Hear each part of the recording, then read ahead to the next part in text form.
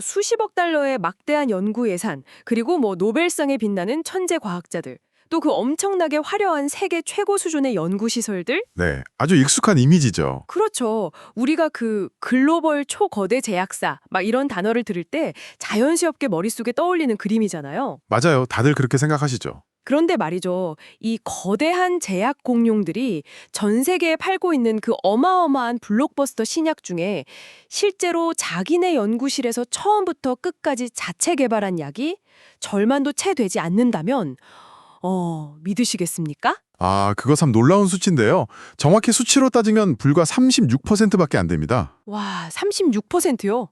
진짜 절반도 한참 안 되네요. 그렇죠. 나머지 60% 이상은 외부 벤처기업에서 사오거나 남들이랑 공동으로 만든 거거든요.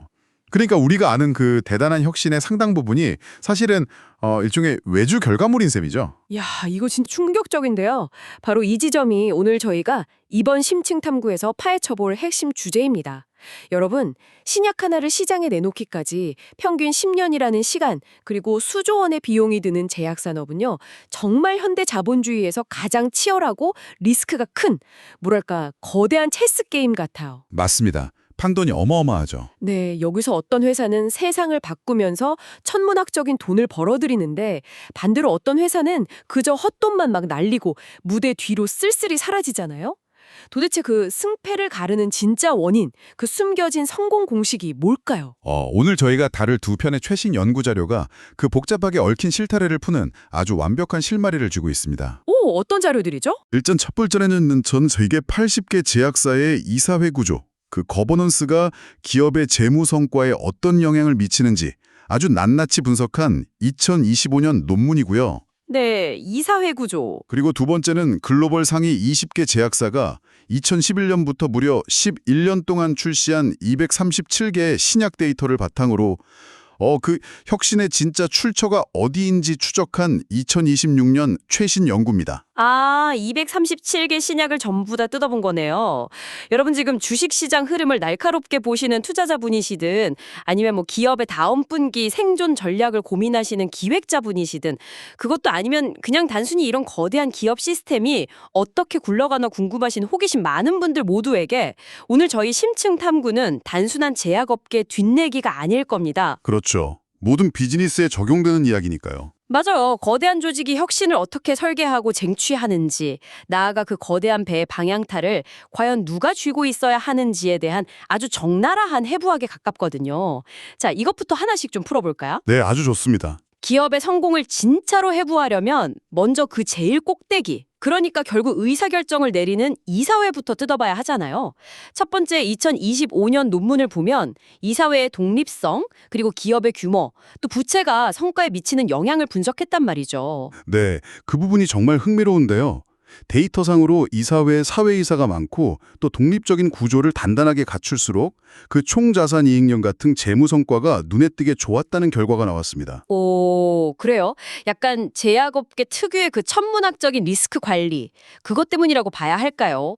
정확히 보셨습니다. 제약업이라는 게 막 뛰어난 과학적 발견도 중요하지만 그만큼 엄격한 규제에 대응하고 윤리적 판단을 내리는 게 기업 명운을 좌우하거든요. 아, 그렇죠. 사랑 생명이 달린 거니까요. 네.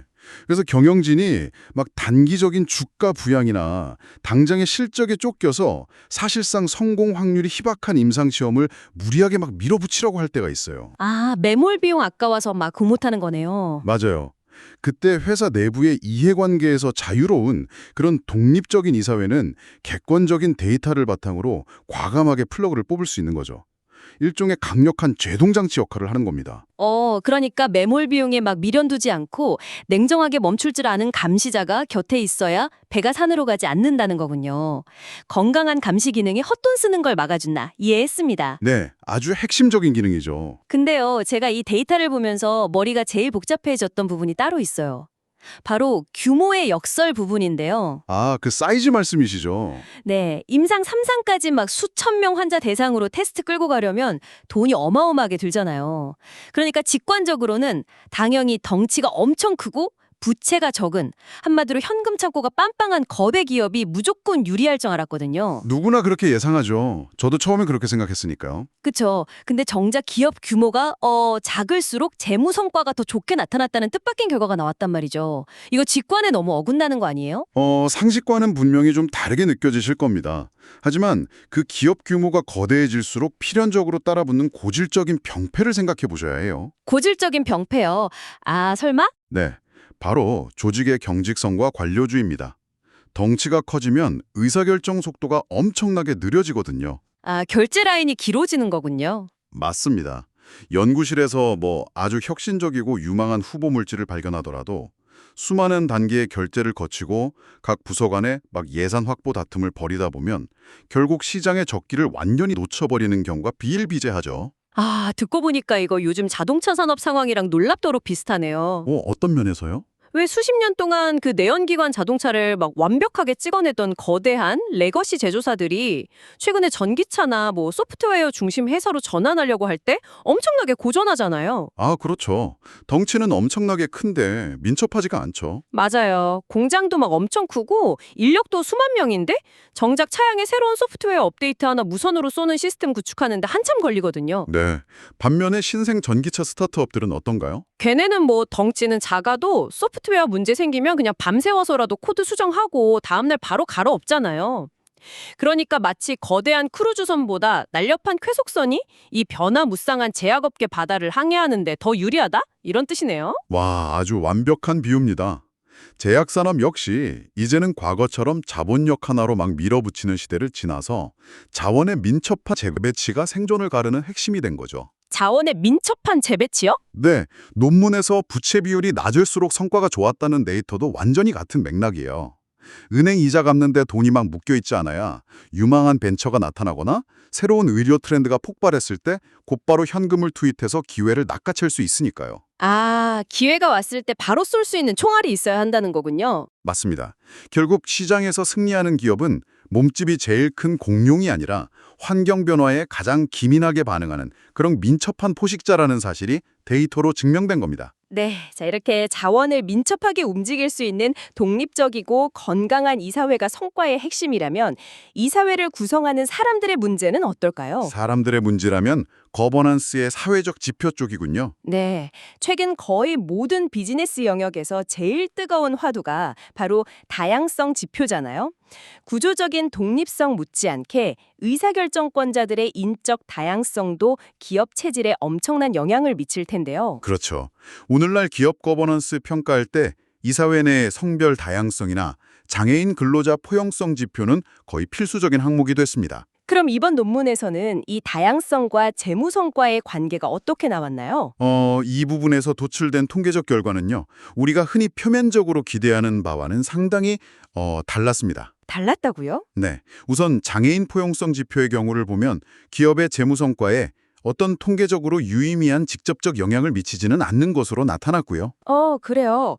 거기까지는 산업 특성이나 다른 복잡한 변수들을 고려할 때 어느 정도 납득은 됩니다. 네, 그런데 더 충격적인 건 그 다음 대목입니다. 이사회 및 임원진의 그 성별 다양성 지표가 재무 성과와 오히려 부정적인 상관관계를 보였다는 수치였죠. 잠깐만요. 부정적인 상관관계요? 성별이 다양할수록 오히려 성과가 떨어졌다는 뜻인가요? 여기서 우리가 정말 조심하고 확실히 짚고 넘어가야 할 것 같은데요. 여러분, 저희가 정치적이거나 이념적인 입장을 취하는 게 절대 아닙니다. 물론이죠. 저희는 철저히 데이터가 보여주는 현상만을 말씀드리는 겁니다. 네, 그러니까 이 데이터가 성별 다양성 자체의 가치를 깎아내린다거나 여성이 경영에 참여하면 회사가 흔들린다는 그런 단편적인 이야기가 결코 아니라는 점을 분명히 하고 싶어요.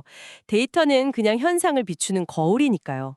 여기서 중요한 질문이 생기는데요. 네, 어떤 질문이시죠? 이거 다양성 자체가 문제라기보다는 회사들이 단순히 어떤 숫자를 맞추기 위해서 머릿수 채우기식 표면적 지표에만 너무 집착했기 때문이 아닐까요? 그러니까 실제로 결정권도 안 주면서 말이죠. 아주 예리한 지적이십니다. 연구진 역시 그런 단순한 해석의 오류에 빠지지 않기 위해서 가우시안 코퓰러라는 아주 고도화된 통계 분석 기법을 도입했거든요. 가우시안 코퓰러요. 말이 좀 어려운데. 쉽게 말해서 복잡하게 얽혀있는 수많은 변수들 사이에서 일종의 착시 현상을 싹 걸러내고 진짜 인과관계의 화살표가 어디서 어디로 향하는지 정확히 짚어내는 기법입니다. 아, 누가 진짜 원인이고 결과인지 가려내는 거군요. 그럼 그 화살표 방향이 어디로 가고 있었나요? 경영학에서는 이걸 내생성과 동시성 문제라고 부르는데요. 진행자의 말씀대로 이사회의 여성 임원이 많아져서 회사의 재무 성과가 나빠진 게 아닙니다. 그럼 반대라는 건가요? 네, 애초에 실적이 계속 추락하고 있는 위기의 기업들이 상황을 모면하려고 갑작스럽게 임원진 구성을 바꿨다는 거죠. 아, 실적이 나쁘니까 경영진이 주주들한테 막 엄청난 압박을 받았겠네요. 맞습니다. 당장 바닥난 혁신을 하루아침에 되살릴 수는 없잖아요. 그러니까 외부 비판을 피하고 우리 회사는 지금 막 혁신적으로 변하고 있습니다. 이런 가시적인 신호를 주기 위해서 가장 손쉬운 다양성 지표부터 건드린 겁니다. 와, 그러니까 진짜 조직 내부에 뭐 다양성을 존중하는 문화라던가 새로운 인재들이 실질적인 목소리를 낼 수 있는 권한이나 제도나 하나도 안 만들어 놓고 그저 비판 피하려고 머릿수만 채웠다는 거네요. 일종의 방어막으로 쓴 거군요. 정확합니다. 단순히 정량적인 수치만 늘리는 얄팍한 꼼수로는 결국 재무제표의 하락세를 막을 수 없다는 뜻이죠. 실질 의사결정의 질적 영향력을 살펴봐야 한다는 결론입니다. 야, 진짜 명확한 통찰이네요. 결국 숫자 채우기가 아니라 실질적인 힘을 실어줘야 성과가 난다. 자, 그럼 지금까지 기업의 뇌에 해당하는 이사회가 어떤 구조와 기민함을 갖춰야 하는지 짚어봤습니다. 네, 건강한 의사결정 구조의 중요성이었죠. 그럼 이렇게 똘똘하게 세팅된 이사회가 내려야 할 가장 중요한 결단은 뭘까요? 결국 제약회사의 심장이라 할 수 있는 다음 세대의 블록버스터 신약, 이 엄청난 결과물을 도대체 어디서 가져올 것인가? 이 문제 아니겠습니까? 맞습니다. 여기서 바로 저희가 준비한 두 번째 자료가 무대에 오르게 되죠. 2011년부터 2022년까지 글로벌 상위 20개 제약사가 출시한 237개 신약을 전부 해부해서 그 혁신의 출처를 추적한 데이터입니다. 네, 방송 초반에 제가 잠깐 던졌던 그 충격적인 수치 다시 한번 꺼내볼까요? 11년 동안 이 거대 기업들이 순수하게 내부에서 땀 흘려 개발한 약은 불과 36%고요. 무려 56%는 외부에서 비싼 돈 주고 사왔고 나머지 8%는 외부와 공동 개발했습니다. 네, 수치가 아주 극단적이죠. 아니 도대체 왜 세계 최고 수준의 연구소란 박사들을 빵빵하게 둔 기업들이 자신들의 밥줄인 혁신을 굳이 외부에서 사오고 있는 겁니까? 그 이유를 알려면 최근 10수년간 이 제약 기술의 패러다임이 얼마나 극적으로 뒤집혔는지 큰 그림을 보셔야 합니다. 오랫동안 거대 제약사들의 주특기는 저분자 화합물이었거든요. 저분자 화합물이면 그냥 우리가 먹는 일반적인 알약 같은 거 말하는 거죠. 화학물질 합성해서 만드는 거. 맞습니다. 실제로 연구기간 동안 내부에서 개발된 신약의 69%가 바로 그 저분자 화합물이었어요. 회사 내부에는 수만 평짜리 화학 합성 공장도 있고 그쪽으로 완전 특화된 연구원들도 있고 또 유통 시스템도 다 거기에 맞춰져 있잖아요. 한마디로 화학공학에 완전히 몰빵을 해왔고 그게 익숙하니까 계속 그 우물만 파는 약간 경로 의존성이 생겼다는 거네요. 네, 그런데 갑자기 시장 판도가 확 바뀝니다. 인체 면역세포를 직접 조작하는 세포 치료제나 유전자 치료제, 그리고 코로나 때 우리가 다 봤던 mRNA 백신 같은 이른바 바이오 의약품 시대가 와버린 거죠. 아, 그거는 기존 알약 만드는 거랑은 완전히 차원이 다르지 않나요? 완전히 다르죠. 화학 공정이 아니라 살아있는 세포를 배양해야 하고 유통도 영하 70도 초저온 냉동고 써야 하고 아예 생물학에 통달한 새로운 유형의 과학자들이 필요하니까요. 와, 무슨 느낌인지 확 오네요.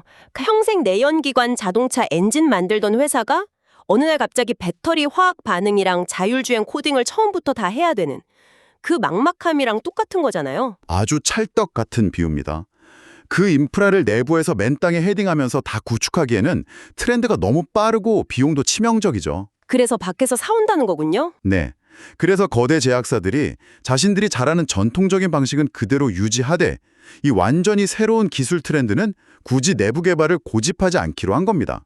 대신에 유망한 바이오텍의 성과를 외부에서 수혈받는 오픈 이노베이션 전략을 선택한 거죠. 아, 이거 약간 유명 미슐랭 레스토랑 주방장이 자기 주방에서 요리 안 하고 다른 식당 레시피나 아예 다 만들어진 요리를 사와서 자기 메뉴판에 올리는 거랑 비슷하네요. 그렇게 볼 수도 있죠. 연구진이 이 전략들을 4가지 R&D 모델로 분류했는데요. 예를 들어 요즘 비만 치료제로 난리난 노보 노디스크는 철저하게 내부 개발 100%를 고집하는 순수 내부 중심 모델입니다. 반면에 사노피 같은 경우는 무려 83%의 신약을 외부에서 사오는 아주 극단적인 외부 중심 모델이고요.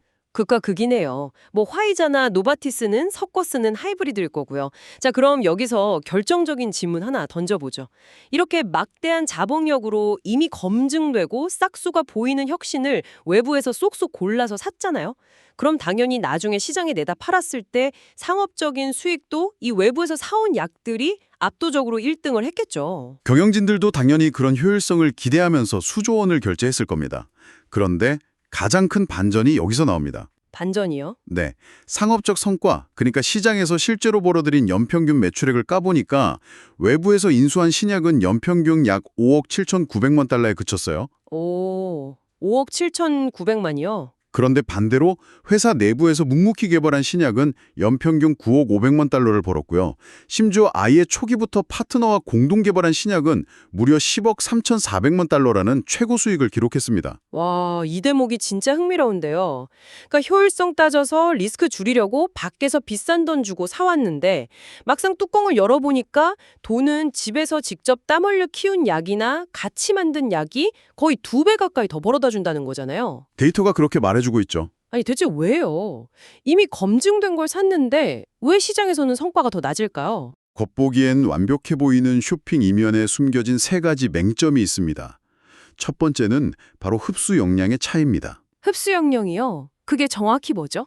그러니까 내부 R&D를 꾸준히 해야 외부의 좋은 기술을 딱 알아보고 그걸 우리 회사 시스템 안에 온전히 흡수할 수 있는 근육이 생긴다는 뜻입니다. 아, 마치 그 제일 비싸고 성능 좋은 최신 외국어 번역기를 사도 내 머릿속에 기본적인 문법이나 문화 이해도가 아예 없으면 그거 제대로 못 써먹는 거랑 똑같네요. 너무 좋은 비유입니다.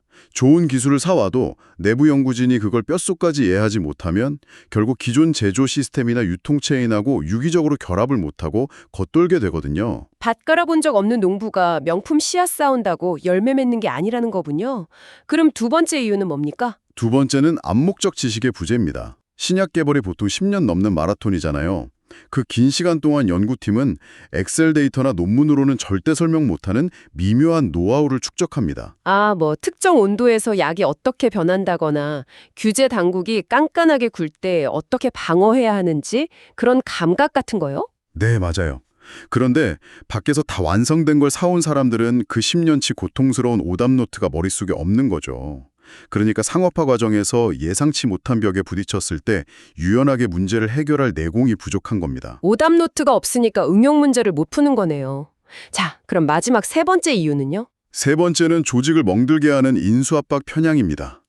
거대 제약사 경영진은 주주들한테 우리다운 파이프라인 빵빵하다라는 걸 계속 증명해야 한다는 엄청난 압박에 시달리거든요. 당장 내년에 팔 약이 없으면 주가 폭락하니까 막 조급해지겠네요. 그렇죠. 그 조급함 때문에 이성적인 판단력이 흐려져서 불완전한 정보만 보고 외부 벤처 자산을 터무니없이 비싸게 사는 실수를 저지르는 겁니다. 아, 갑자기 생각난 건데 이거 완전 배 엄청 고플 때 대형마트 가서 이성 잃고 안 먹을 비싼 과자 카트에 막 쓸어 담는 거랑 똑같은데요? 하하, 맞습니다. 그런데 제약업계에서는 그 과자 하나가 수조 원짜리라는 게 문제죠. 게다가 나중에 기술 결함이 발견돼도 매몰 비용에 늪에 빠져서 프로젝트를 쉽게 포기하지도 못합니다. 그래서 논문은 길리아드 사이언스 같은 회사를 아주 훌륭한 모델로 조명해요. 길리어드는 어떻게 했는데요? 탄탄한 내부 R&D 근육을 유지하면서 아주 초기 단계부터 유망한 벤처와 파트너십을 맺어서 지식을 함께 쌓아가는 공동연구 모델을 썼거든요. 그 결과 엄정한 경쟁 우위를 점했죠. 아, 내부 근육을 키우면서 외부랑 시너지를 낸 거군요. 여러분, 오늘 우리가 이 거대 제약사들의 데이터를 통해 파헤친 이 이야기들, 단순히 제약업계만의 이야기가 아닙니다. 진정한 성공은 기민하고 독립적인 이사회로 건강한 의사결정 구조를 만들고 맹목적인 쇼핑 대신 우리 내부의 혁신 근육을 단단하게 키우는 데 있다는 걸 증명해 주잖아요. 네, 맞습니다. 튼튼한 기본기가 결국 외부와의 시너지도 결정한다는 거죠. 이 방송 듣고 계신 여러분, 개인의 삶이나 자기계발 전략은 어떠신가요? 혹시 외부의 트렌드나 남의 성공 방식, 그거 돈 주고 사와서 이력서에 끼워 넣기 급급하신가요? 아니면 나만의 치열한 내부 R&D 근육을 묵묵히 키우고 계신가요? 정말 깊이 생각해 볼 문제네요. 마지막으로 이 고발적인 질문을 하나 던지며 마무리하고 싶습니다. 현대 비즈니스는 우리한테 자꾸 단기적 효율성, 비용 절감 이것만 강요하잖아요. 당장 보여주려고 거액 들여서 외부 스타트업 쇼핑하고요. 하지만 오늘 데이터가 경고하는 건 아닐까요? 이 즉각적인 효율성에 대한 강박적인 집착이 역설적으로 우리 장기적 생존을 보장할 진짜 혁신을 서서히 질식시키고 있는 건 아닌지 말입니다. 여러분 생각은 어떠신가요? 이번 심층 청구는 여기서 마칩니다.